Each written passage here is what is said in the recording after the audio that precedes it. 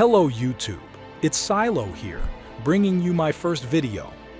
I am playing the Skyrim mod collection called Constellation, which from what I gather is a series of over 1,500 mods that make the game much more challenging and interesting. I decided on my first ever playthrough of this game to pick the class labeled Beggar. I did this because I value my time and feel like this will give me the most genuine experience. Nothing says epic true role-playing game adventure, like begging for table scraps, sucking on skooma, and wearing wet loins.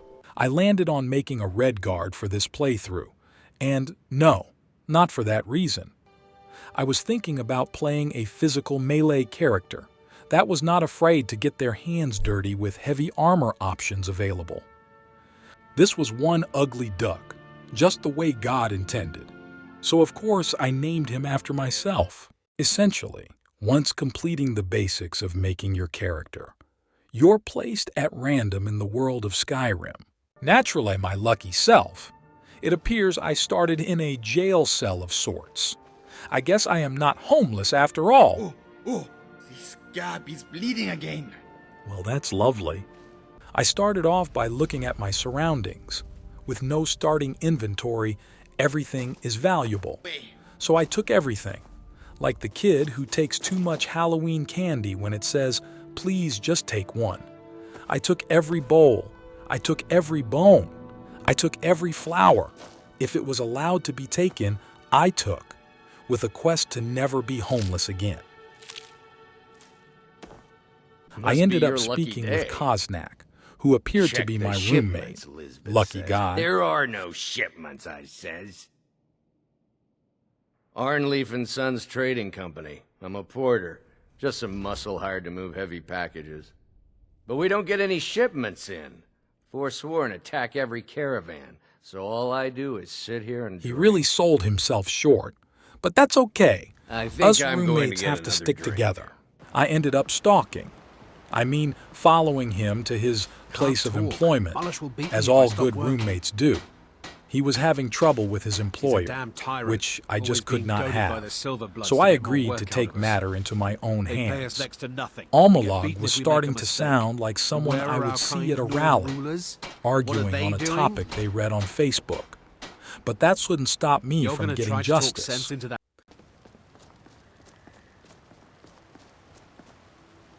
I was looking high and low for their employers, until I spotted him. With a quick jump down, I approached and settled things like a man, which obviously means hitting the A button on my controller and letting my thumbs do the talking. Mulish was up to nolish good. He had to be stopped, or else we might have a union at the smeltery. And if that happened, well, nothing would ever get done. What? So I simply asked him to stop. And when that didn't work, I resulted in the classic persuasion. Now, as a beggar, I knew I was likely not an intimidating fellow, but I had to try.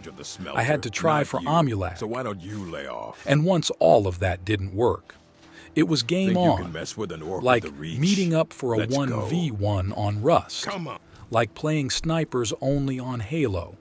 This was between me and Mulish now. Game on. Of course I had a cheeky save, but after a clean right to the jaw put him in his place. I knew I was stronger than I looked. I knew I was an adventurer.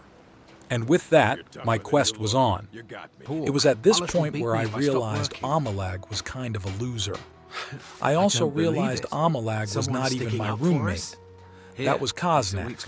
Either way, I felt like I did right in the world today, putting a bully in his place.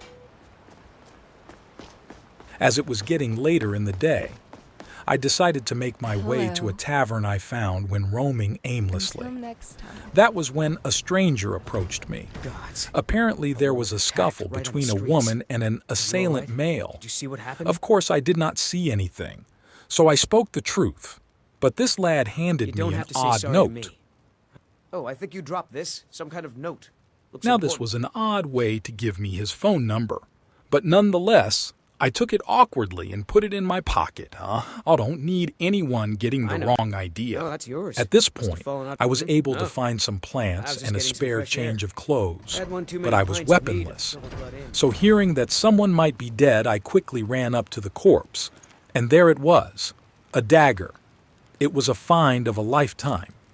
Once in the tavern, I found a comfortable seat. Of course, sitting across from a woman trying to enjoy her meal.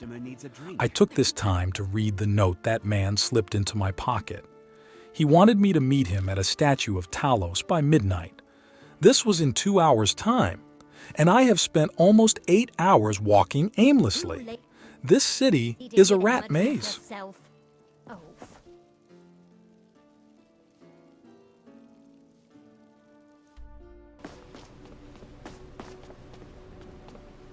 After some time, I find a statue.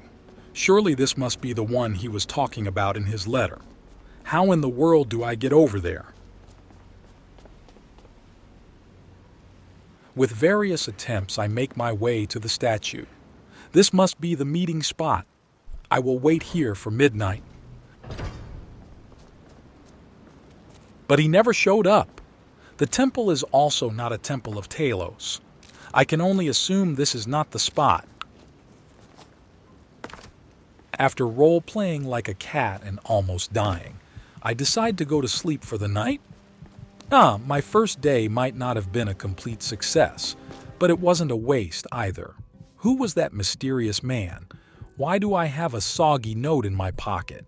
Where is a statue of Talos? Who even is Talos? Am I even saying Talos correctly? Let's explore in the next episode, in Day 2. Holmes. I said Holmes, you backbiter. Give a crippled worker a helping hand.